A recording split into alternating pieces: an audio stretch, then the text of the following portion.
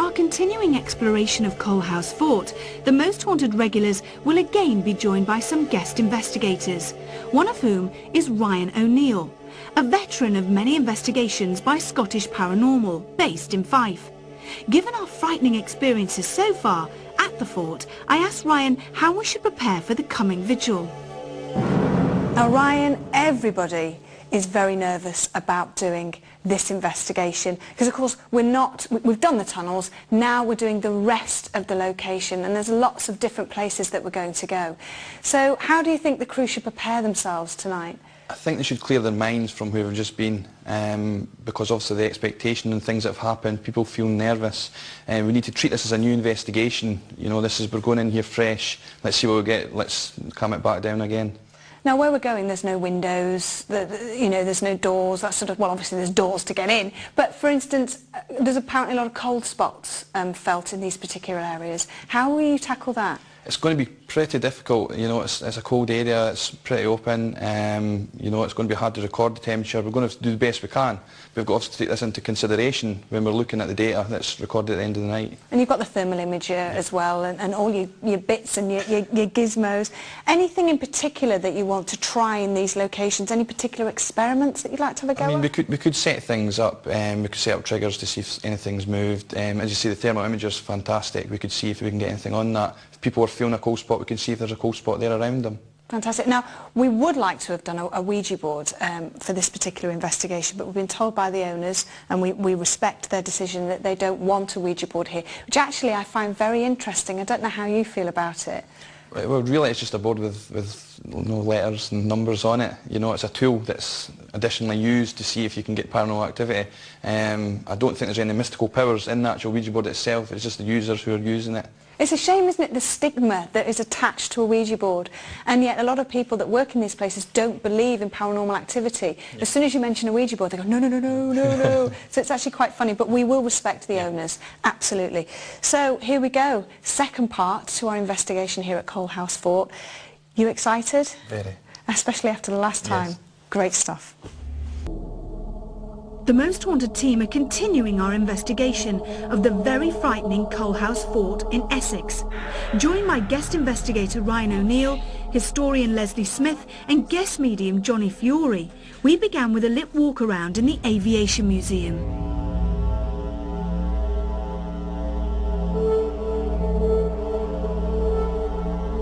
I always think, and I know Ryan agrees with me on this, that when you come to places like this, museums that house things from World War II, that you get a lot of feeling.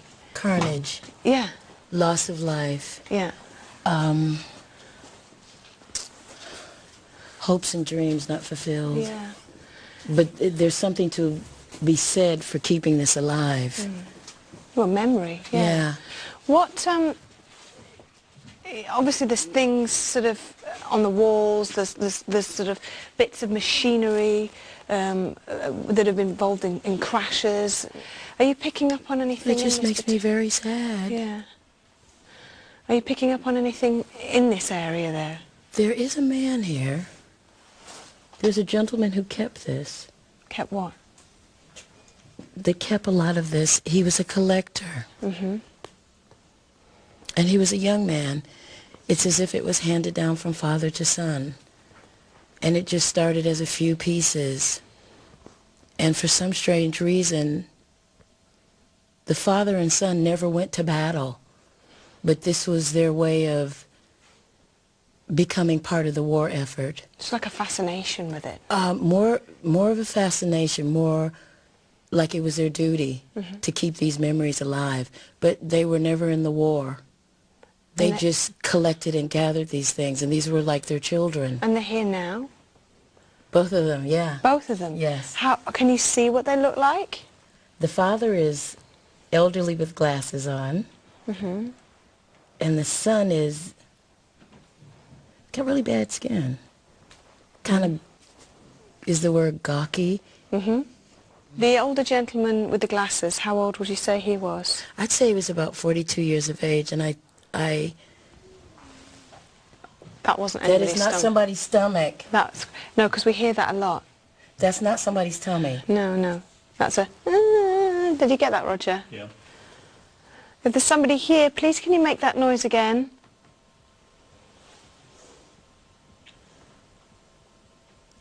Please make the noise again. We know that you're here. Is that tapping? Is that tapping or is somebody moving there? It's tapping. If there's anybody here, please, if there are two gentlemen here, a father and a son, or anybody else indeed, please can you tap twice to let us know that you're around? You hear that? Yeah. Please make another noise, perhaps tap or use your voice. Whine for us, groan, make a noise. And again, please. You hear it? Do you know what I'm hearing? Which is very interesting sound-wise. I don't know if Roger's picking it up. It was like a continuous tone, like a... Very faintly. Yeah, Very faintly. it was there, wasn't it? Yeah. Please make that noise again.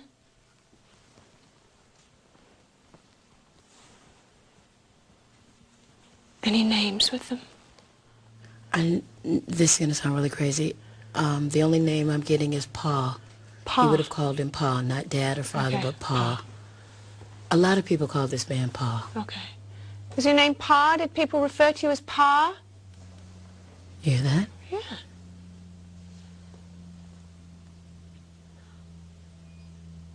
Please make another noise. We can hear you. Please, can you make it louder? You hear that? Yeah. You hear that, everyone? Mm-hmm. Let's keep walking around. Okay. So you've got two gentlemen. I've got two gentlemen One named Pa. who retrieved these things and kept them in the best possible condition that they could. Okay, so a lot of respect for A these. lot of respect, a lot of love and respect. Okay. A lot of pride. Yeah. You know what I mean? Yeah, that went into all this. Yeah, this but work. these things, look here, like peace, Japan surrenders. This was from their day. They kept these things. They kept them as records. You know how we keep things on our computer in favorites? Yeah. This would have been their favorite section. Okay. They were very articulate, very, very serious about What what they they did. kept, because they never wanted people to forget what has actually happened. It's like the glory days for them. For some strange reason, they were not in the war. I'm not picking up, whoa.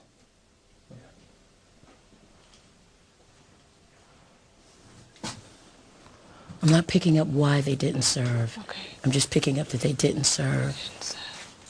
What do you reckon to these noises, Ryan? I'm trying to actually find the source, where they're coming from, the direction. So I'm just listening just now and following through. I'm actually checking on this to see if there's anybody in the area and things like that. But I do hear them very Yeah. faintly. And you're right on the fence. I'm on the fence, obviously. I'm looking for some sort of source. I can't find one yet, but I've just got continues to look. Oh, come on over to the dark side. Come on over to the dark side. It's impressive, though, isn't it? Oh, that's impressive, yes. That's Okay. what I've heard them coming. Lesley, can I just bring you in? She's always hiding at the back in the dark places. What Johnny has said about the two gentlemen, the son and the father, would that ring true of anything? Yes, it seems to be coming through very well, because a lot of people who couldn't fight in the war felt that they wanted to do something in their own way. Really? And so passion, you know, would very often be paying respect to people that they Yes. knew who were lost. Yes. And that's what you're picking up. The actual pet names and things I haven't got on record, but Okay. it wouldn't be very difficult to source around. But something like this, I mean, the Battle of Britain was an incredible feat, Yes. you see. And so consequently this reflects the great courage of facing up to... I mean, look at the care that Yes, they the love and kept. affection. The love and affection. Okay, let's continue. Let's keep walking back. Any other spirits, though, or is it just predominantly the two men? The two that I get are the father and the son, who kept this museum very meticulously. And they honor the Brits and the Americans, everybody that actually fought. So just by listening to the noises that we've already got, would you say these? I would say, I mean, I'm not psychic, that these two gentlemen are friendly. They're very friendly. Okay, so when we come back in here in night vision later on, yes, we're going to get activity. I would say, going off what we've already got, Ryan. Yes. A lot of yes. audibles. Let's move on to the next area. Okay. They're not the only two we're going to get in here. Oh, now you tell me. They're not the only two we're going to get in here. Why? Who we got? We've got a pilot, Jack. We got a pilot named Jack in here. Okay. We'll Anything come back. you give us is appreciated, Yeah. Jack. Agreeing to return to the museum in night vision, we continue our lit walk-around by moving to the Caponiere, a covered passageway with shooting positions, where guest medium Johnny immediately felt a change of atmosphere. Different feel now. Yeah, don't like this at all. You don't? Nope. Why? Don't like it. Scary, debauchery, nasty. What are you seeing? Tell me what you're seeing. Let's walk further in. Bodies on top of each other. In here? A lot of sexual activity. A lot of type of activity that you didn't speak about in proper society. A lot of When? sodomy. When would this have been? WW1. World War One. WW1. Lot of just fear, anger, resentment, coupled with a lot of sex, coupled with just debauchery. And It was as if vagrants were here. This was a place where vagrants stayed.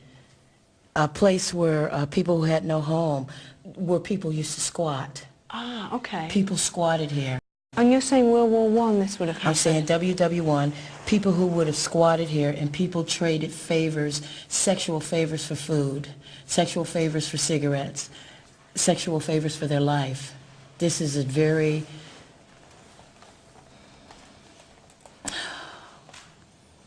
It's small, it's dank, it's enclosed, it's almost like a jail.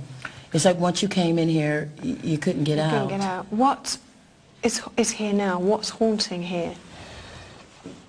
Or is it just the energy? It's the energy. Once again, it's the spirit of a jailer. There was one man in charge down here. There was one... What is it? Remember, is it Charles Dickens? Is it Finnegan? Oh, Fagin. Yeah, Fagin. Yeah. Oliver Twist. Yes. It's that type of person. It's that type of environment where one man controls everything that goes on. So if somebody was being raped in the corner or sodomized in the corner, it was okay as long as they gave something to the house. So when you came down here, you knew the consequences because the surrounding area was very, very vicious. Do you think that a lot of people would pick up on that energy and make them feel what, do you think, in this particular area? It would make them embarrassed, insecure. It would make them want to... when we first walked in here, my stomach started to turn. You would see things that normally you wouldn't see in polite society. Okay. But this was a society unto itself. So it's the energy that a lot of people are picking up here. And just, Ryan, just from your point of view, are there any high levels of infrasound that you know of in this particular room? Because a lot of people do feel dizzy and sick when they come in here. Yeah, you've got to look at the area as you're going through here. You know the way it's shaped. Oh! You had to hit me! I'm just telling the truth. That hit me as well. Did it? I don't like that, and I'm not going to shut up. They were up to no good. As soon as we walked in here, my stomach started to turn. Very depressing. Yeah. There is some evidence. Is there? This was used in the First World War as a military establishment, so it would be unusual to get the sort of activity you're describing. However, what we have got evidence of is people discussing women particularly being touched intimately when they're here as ghosts. We have got sexual activity people complaining, particularly women, of being touched on the breast. Now, not all of this place would have been used all the time. It's absolutely vast. So the sort of description you give near any docks where you get activity, sexual activity, brothels, this sort of thing, would not be a big surprise. Okay, let's go back out this way. Johnny's impression of debauchery and the poltergeist projectiles bring the lit walk around to its conclusion and reinforce our feeling that the coming vigil will be just as eventful as our previous night's stay in the tunnels.